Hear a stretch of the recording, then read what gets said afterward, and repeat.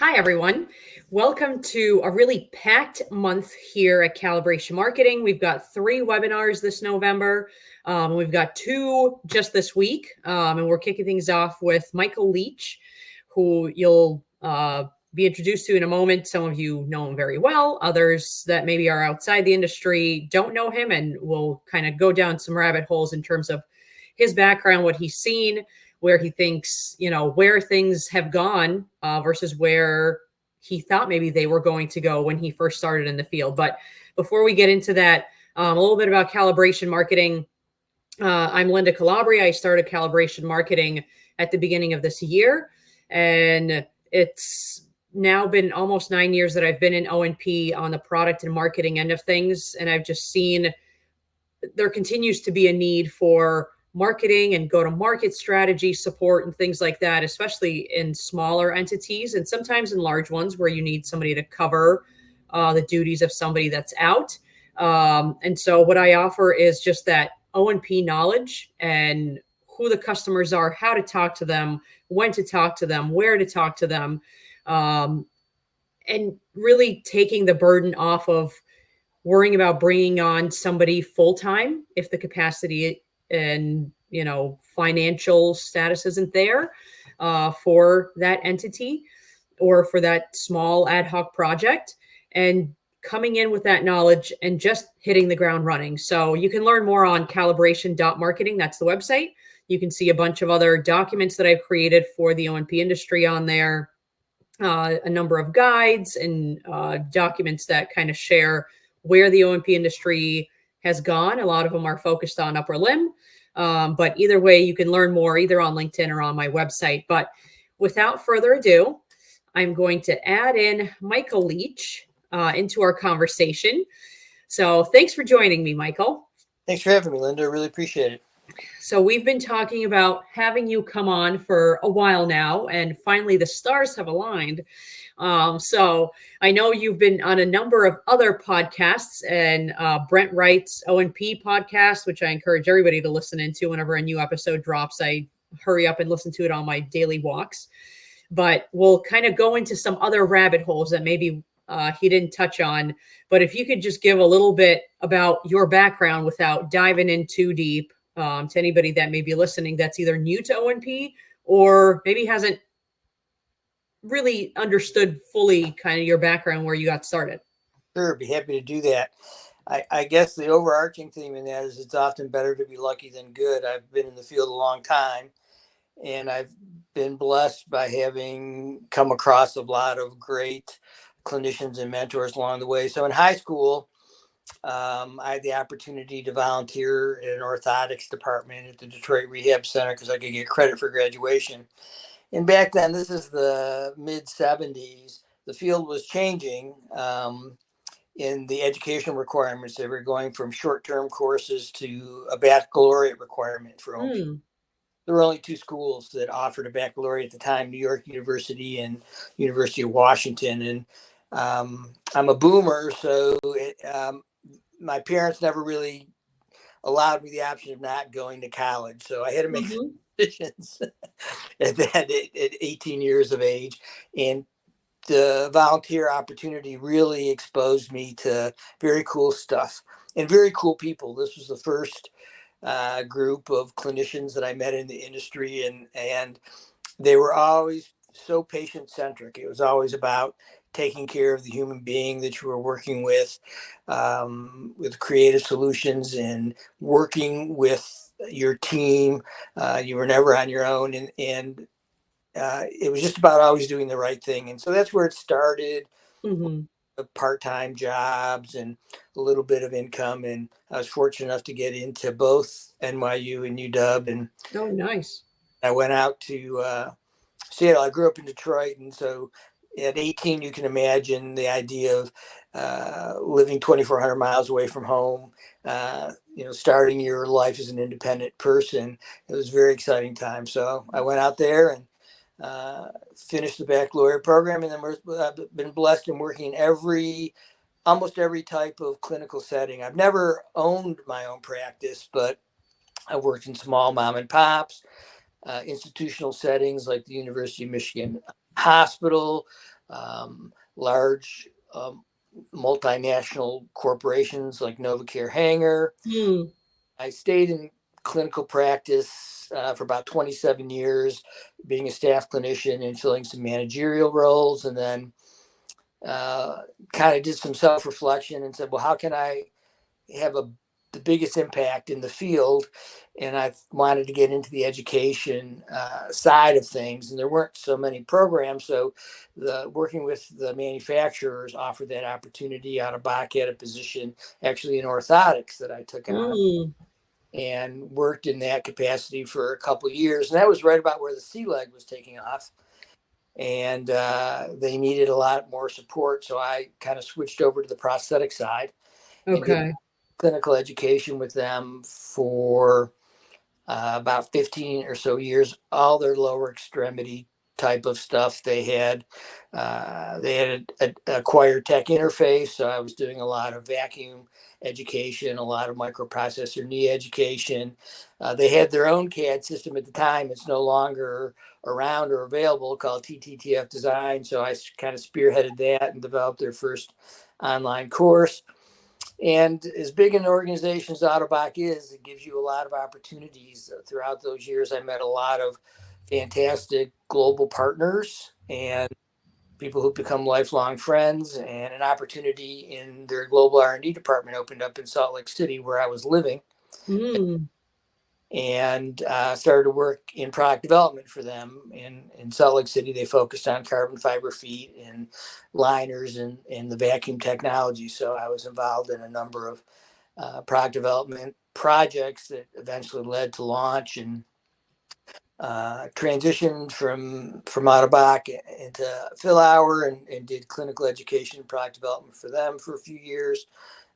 Was blessed to work with another group of really good people, and we launched a number of other products that I think have been impactful in the field. So it's been a great run, and And tired now. So. yeah, no, now you're living the dream after you've checked all these boxes of a varied career. And there's a bunch of things I want to circle back to. But since we're doing a bit of a focus on clinic ownership and management and things like that, what did you, I know you said you never owned your own clinic, and that's, everybody has their reasons why, right? But what were some things that you saw, without naming names, things that uh you think are instrumental to the success of a clinic, and then some things that you saw that were like, geez Louise, perhaps that should never be replicated? And maybe you only want to focus on the first one, and that's okay. um, um I think, to me, all success in any clinical care setting is your fierce, laser-like focus on taking care of the people who walk through your door. You know, mm, everyone is a unique human being, and you have to take an and we develop long-term relationships with people. They're not, oh yeah, they're not sick. They have an amputee or someone with a mobility impairment. They have what is very likely a lifelong condition, but they're not ill. They're not sick, if you follow my meaning. And right, yeah. struggle with the term patient. I don't know, but anyway, you really have to get to know those people in a very, I think, personal, intimate way, and understand goals and objectives, and develop a partnership type of relationship with them. And you're always developing something unique. We're using lots of things that are available in the field from a componentry point of view to assemble a prosthetic system to maximize outcomes, but the human device interface, the socket or the orthosis, however you want to put it, is really critical. So the success of any clinical practice, and I don't care what setting it is, to me, is focused on that. And then you don't know everything. As an individual, I remember it took me 5 years of clinical practice post my first certification in orthotics, where I really felt like a competent certified orthotist. Mm, You know, I got out of school, they trained me to pass the test. I did so with flying colors, but I hadn't had enough experience yet. So you have to partner with sure. colleagues, and you learn from everyone. So That is really important. And then I guess tangentially, I would say to everyone who's a clinician, to really think about what your why is. What I'm a big Simon Sinek fan, and so what is driving you? Like for instance, I left being a staff clinician because I thought I needed to get into management. I needed to make Mm, it was the career rung. I just had to keep climbing yeah. the ladder, and after so many years of clinical practice, I needed to do that, and it wasn't a good fit for me. You know, Mm, it wasn't my jam. It didn't float my boat. All those kinds of I expressions. love all of them. I Yep. didn't enjoy what being a successful manager in an office required, where other people would and be very successful. So you need to take a look at yourself and say, okay, what is aspirational for you? And I think too many people look at vertical climbs up a ladder as what their aspirations is supposed to be. Mm, Instead, challenge yourself in a more lateral way, but to continue to grow and continue to add value to whatever setting you're in, either how you support the success of a practice. For example, most of us work, most prosthetists develop a skill set around lower limb prosthetics because that's the volume of patients that you see. yeah. But you could drive your interest in upper limb prosthetics and grow your own skill set and add value to an office. You don't have to be the office manager, but yet you are still growing, you are still being stimulated, you're still making a contribution, and you're still helping people. I mean, that's just, kind of one Yeah.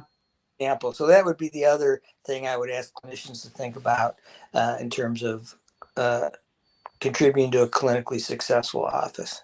Would you want to, now looking back, open your own clinic, or are you glad that you didn't I'm pursue? not entrepreneurial. I'm not a risk taker in that way. Totally fair. So probably would not have worked for me. I like to kind of have control over a known landscape. So I don't think so.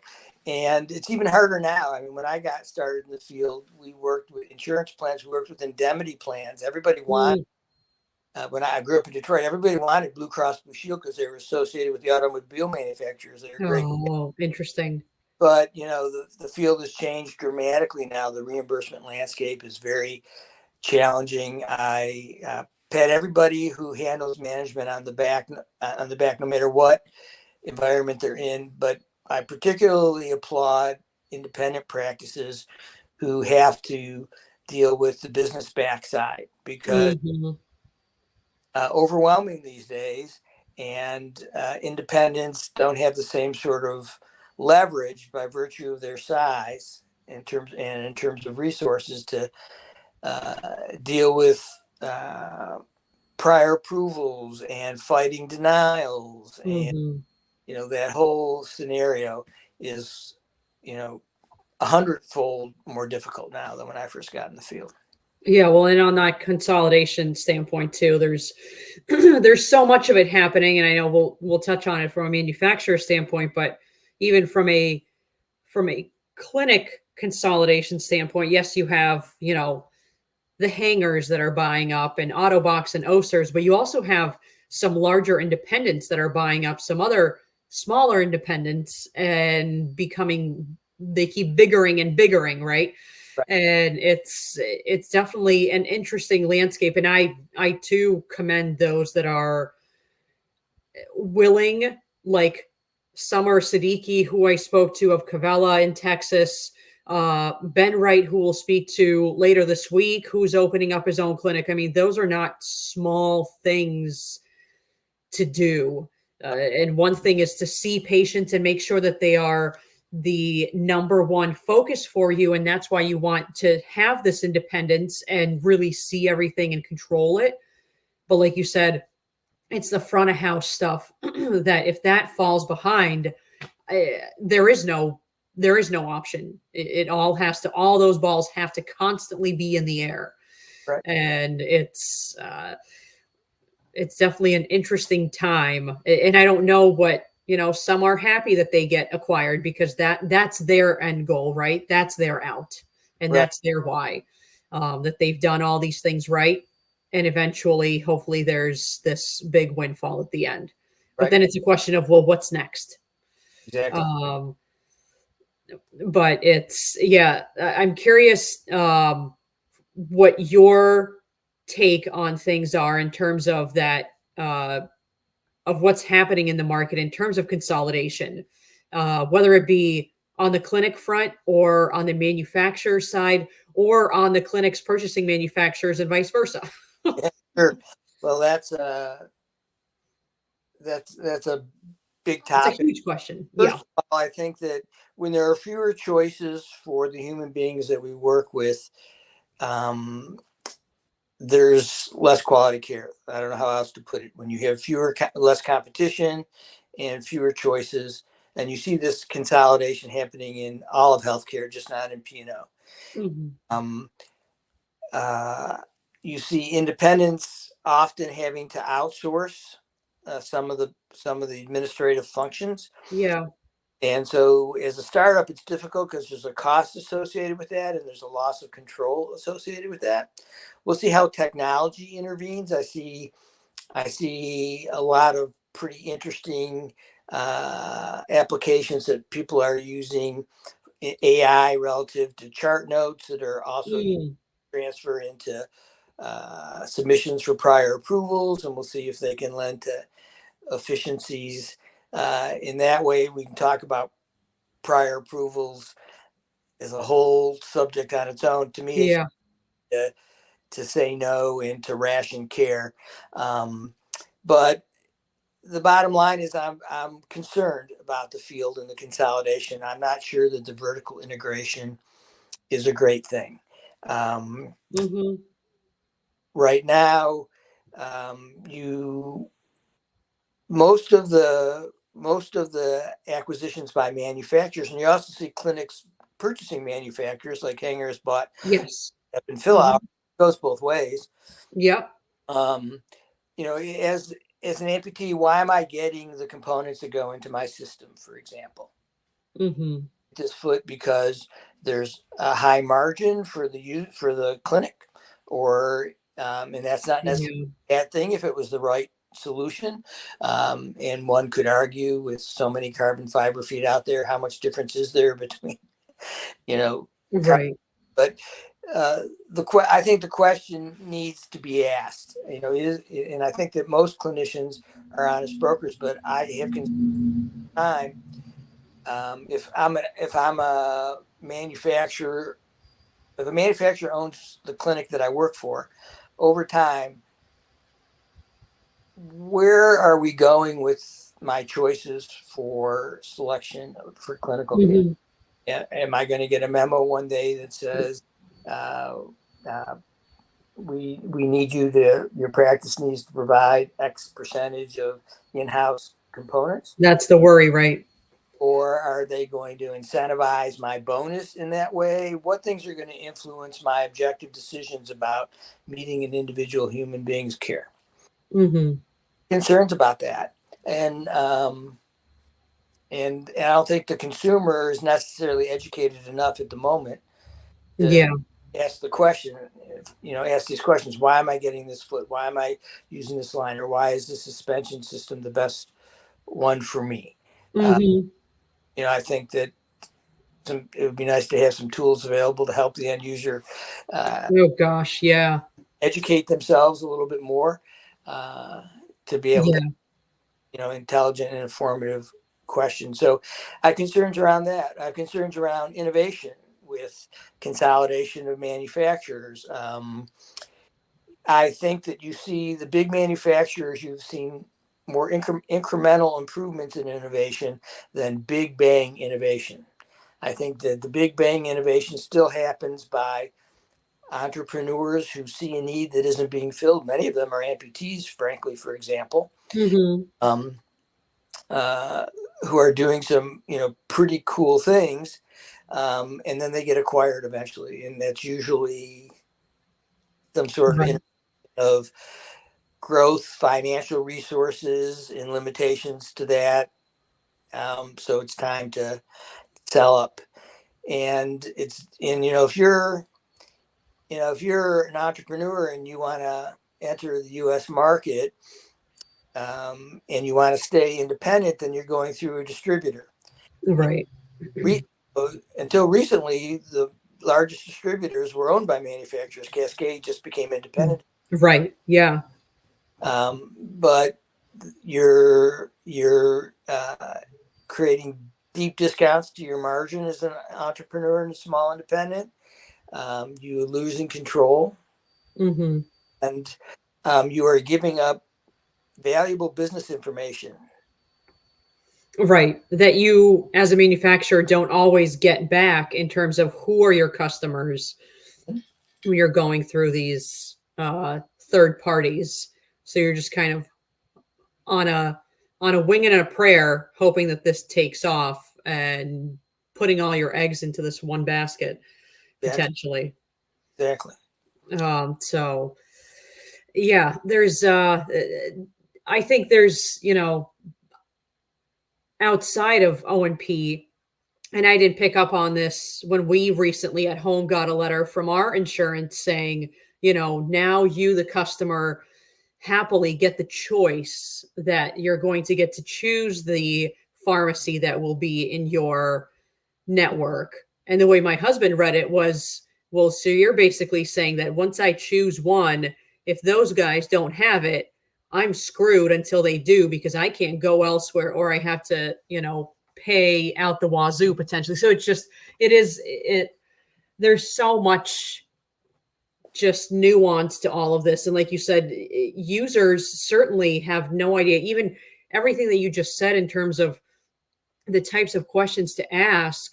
No amputee is going to know to ask those types of questions unless they have done a tremendous amount of research and talked to a variety of different uh, thought leaders or just people throughout all walks of this industry, which nobody ever does. No matter what service or product or whatever you're buying, you can do some research, but you're never going to know the ins and outs. And that's kind of the hope behind these webinars, right? Is that maybe we can pull some of that knowledge out and share it with whoever's listening. And if anybody's got questions or comments, by all means, ask them. I'm curious to kind of circling the wagons back a bit in terms of your experience in that R&D side of things and bringing that clinical mindset and perspective. How did that help drive, or what were some of those conversations that you needed? Somebody with your skill set should be involved in and help drive innovation and just new product development. Sure. Well, I think, when you work with a product development team, there's a broad spectrum of skill sets in that group of people. There are mechanical engineers and industrial engineers, sometimes electronic engineers, chemical engineers. You are a clinician. So, what you need to do is help educate the team about how a product is handled in a clinical setting, for example. Mm-hmm. You Yeah. know, you put this adjustment here, nobody's going to like that because it's not easy to get to, or Yeah. sticks out far too much. You can't have it this way, or the industry standard is a 4 millimeter screw. Don't do a 2.5 millimeter, hex head. Do a 4 millimeter hex head if you can, and you want them to get familiar with the workspace that a clinician is going to handle this product. How's it going to the ease of assembly and fabrication. You also need to represent the clinician. So not only did I try to do that in day-to-day setting, working with my colleagues, but I would also arrange a lot of field visits for the engineering team. Mm-hmm. I would, Yeah. without even, if a new engineer was brought on board, I was part of the onboarding process, and I would arrange That's great.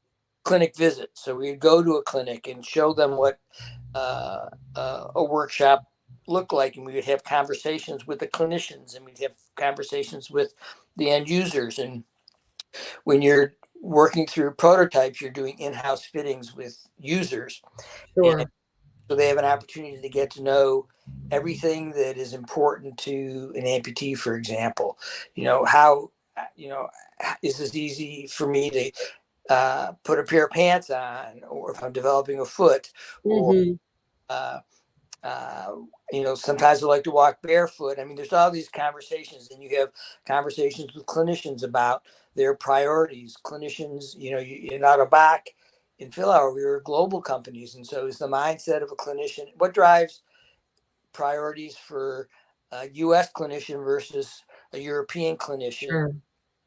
someone in Asia? Mm-hmm. The priorities are not exactly the same. So when we would do field trials along the way, we would go out as a team, and then not only would we be interested in meeting the functional requirements of whatever product we were developing, but we wanted to have conversations with the folks who use the products, both at home and in their workspace, Right, right. to see if we were hitting the mark with this. Yeah. No, that's it's definitely critical to have those perspectives and not just do it in a vacuum. Just like I feel like one shouldn't just market something in a vacuum and not talk to the sales and clinical and product teams. It's definitely obviously critical to get the perspective of those that are going to be fitting your product and working with them to figure out it may be the best product in the world, but it's never going to work out if it's not going to answer the need or be fittable, right? Right. Or reimbursed, which too often happens. Yeah, reimbursement question is often very interesting because it can almost be a stifling element to true innovation, right? If I'm going to develop something just for existing codes, then I'm not necessarily changing the world per se. True. And just the other thing about for clinicians too is existing coding is sort of interesting. I mean, if you look at microprocessor knees, for example, there was back in the day, there was a lot of codes that described all the features and benefits of a microprocessor knee. Mm, And so you could really kind of say, depending on the knee you fit, you could kind of fine tune the way you coded it because the knee either had that functionality or it didn't. And yeah. then it kind of moved to trying to lump the product into fewer codes in one category. And to me, I don't think that was a great idea in the sense that since all the microprocessor needs aren't the same, they're not good or Right. bad, they're just not the same. That meant that somebody could get a product that, that didn't have all the features and benefits they necessarily need, even though they got paid for it. Yeah. No, totally fair. I think there's a lot of things to still work out from a coding perspective and reimbursement perspective, and I know there's a lot of ongoing work Yeah, to make more sense of it or update the wording that goes around the existing codes without necessarily always having to get new coding out there. But yeah, it's that's that in its own can be a long and sticky conversation yeah, for anyone involved. I'm curious about your thoughts on additive manufacturing and sure. where it's uh, how far it's come and kind of its place in the market. I know you and I talked about it a little before we went live, and some of the hurdles that some of these larger entities may need to overcome and are just not really pushing it, even though the market and those independents are, and that's where technology is headed, right?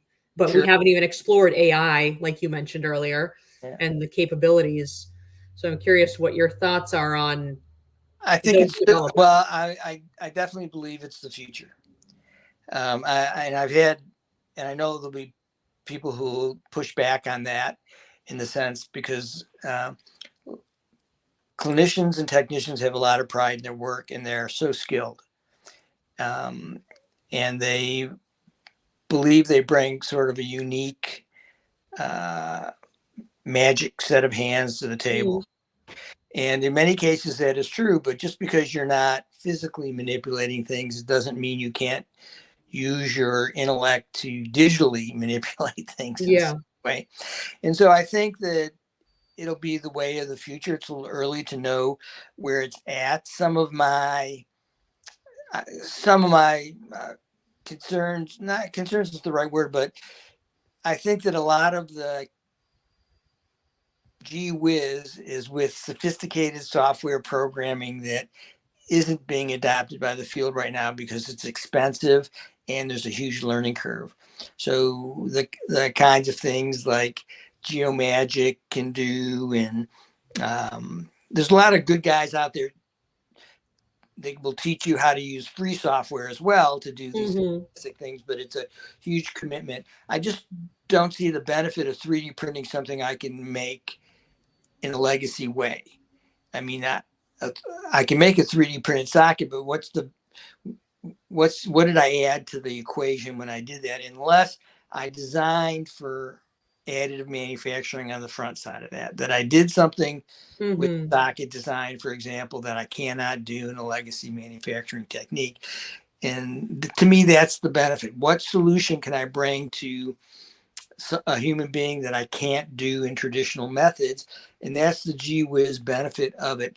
It at this point, there's so much to additive manufacturing in terms of which method you do that it can be cost effective or not, depending Sure. on what type of 3D printing you use. And every method of 3D printing is not a proper application or will provide a proper solution to a user. So there's lots of people. So there's a lot to learn about it, and and I believe though down the road the field will morph and adopt this in a bigger way. And my hope would be that the more creative solutions are utilized, either clinicians love this and they embrace it and they want to learn how to Yeah. use the softwares that are available to them to do the incredible stuff, or that a subset of CAD technician technology will develop where, like we talked about, I'm developing a product, I develop product requirements. And I Yeah. said, the product has to do these 10 things. And as a clinician, I would love to develop requirements for a socket, for example, and say, I'm not knowledgeable how to design this, but I want you to design this. And this is the design requirements that you need to integrate Yeah. to a CAD technician, either that's in-house. And we see a number of P&O practices that have CAD people who are doing this in-house already, Sure. or Yeah. you outsource this to someone with that skill set, and it becomes the future central fabrication pathway. Uh, Yeah.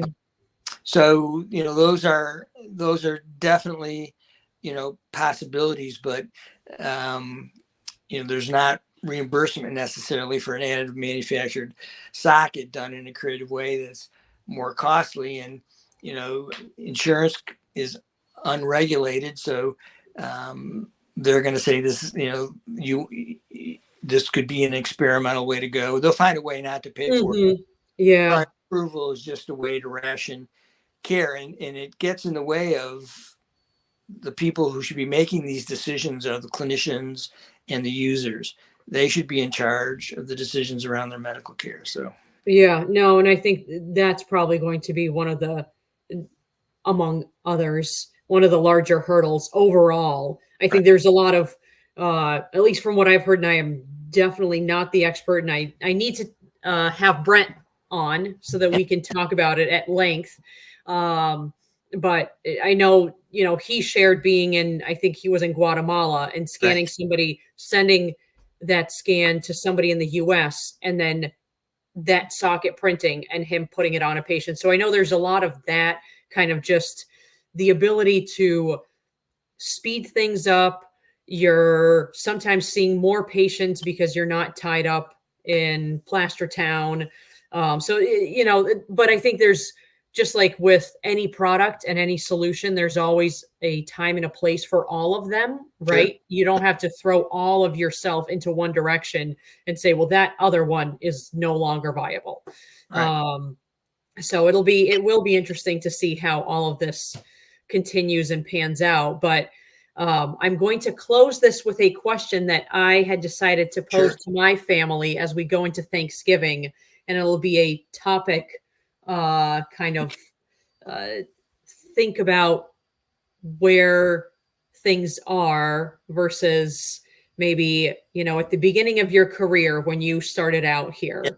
here. Where did you think you would end up or things would go versus where they are? And now that you're retired and can kind of really reflect back on all these decades of work and knowledge, what surprised you, I guess?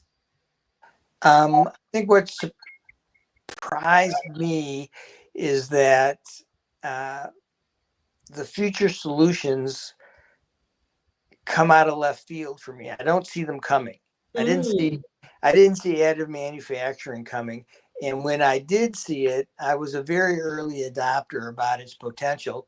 And um, I saw reluctance uh, on the manufacturer side of things. For example, they were using 3D printing to make prototypes and tooling, and they didn't want to embrace this technology. And then all of a sudden, the light bulb turns off, and then you see like all the manufacturers are huge in mm, printing now. Autobot has iFit, and Oster has their own CAD yeah. software solution, and has Oh, they have all their, yeah. acquired, uh, you know, uh, uh, Quadra and all those others. Yeah. wrote in, and That's it. Yeah. Prodior just acquired Ascent Fabrication. And so when you least expect it, something comes in, and it almost comes out of the blue to people like me, because the longer you're in the field, the more you get blinders on, I think. That's fair. You see things in a certain way, and then there's some unique person out there, like uh, Brent Wright with additive manufacturing, or uh, uh, an amputee who has solves a problem that they had, and they develop a business Yeah. from it.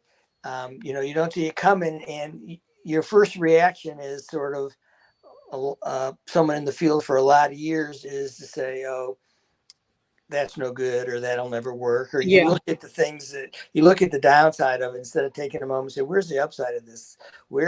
Where's the potential for this thing?" And then all of a sudden, it's out in front of you. It Yeah. got traction. I guess we're all a little bit change averse, right? I To can some own it. degree.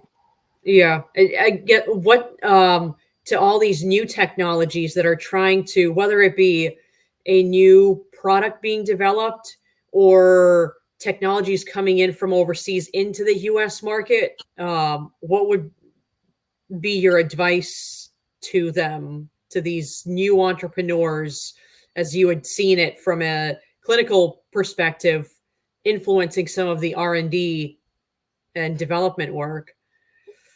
Well, fortunately, the folks that have made it that far as entrepreneurs and innovators have already learned that they just don't not they don't take no for an answer. There's no in their lexicon, and they push through, and they fight through the intellectual challenges, the physical challenges, the financial Yeah. challenges. Um, and then at some point, I think they hit an intersection. Like I think a ton of innovative development, is happening in Europe, Mm-hmm. particularly in the Benelux area. Netherlands, Luxembourg, Belgium area seems to be a real hotbed of activity, and at least prosthetically. Yeah. And at some point, they have to make a decision about their growth. You know, Yeah. and is growth for growth's sake a goal of yours, and why is that the case? I mean, how Hmm. big do you want to be? And then at some point, they need to partner with people.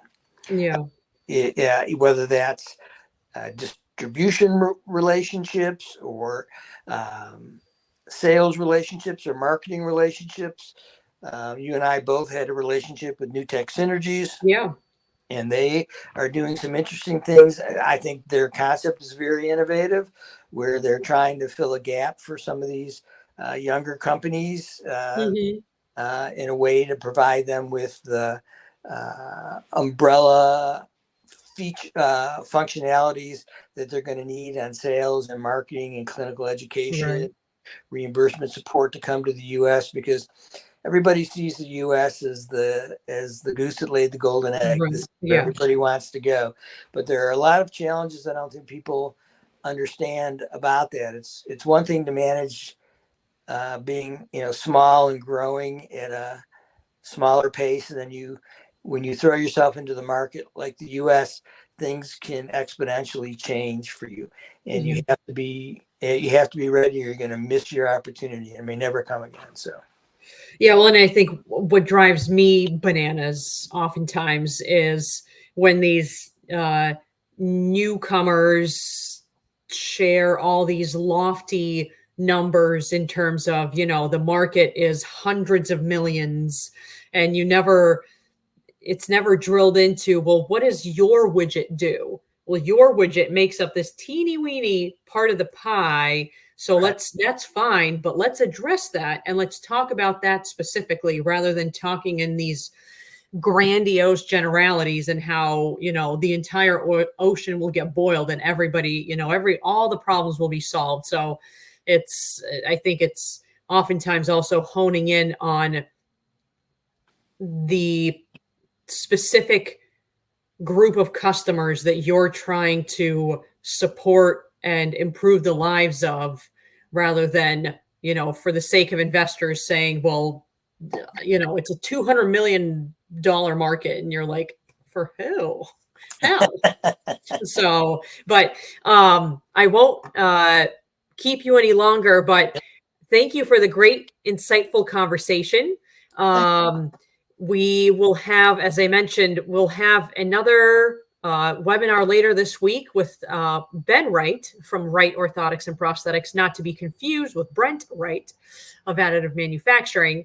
And we'll talk to him more about him opening his new facilities, just starting to see patients. I think it was late last week, early this week. So he's really at the beginning of his journey. But Michael, thank you for joining me. And it was definitely an insightful conversation for me, that's for sure. Well, thanks for having me. I look forward to listening to Ben and you talk in a couple days. Yeah. Yeah, it's all these wonderful informative fireside chats. Hopefully some people are taking some nuggets away from this. And people can always find you on LinkedIn, but enjoy the holidays and enjoy just doing whatever you want to do on your time. All right. Thanks a lot. Take care. Thank you. Have a good day, everybody. Bye. All right.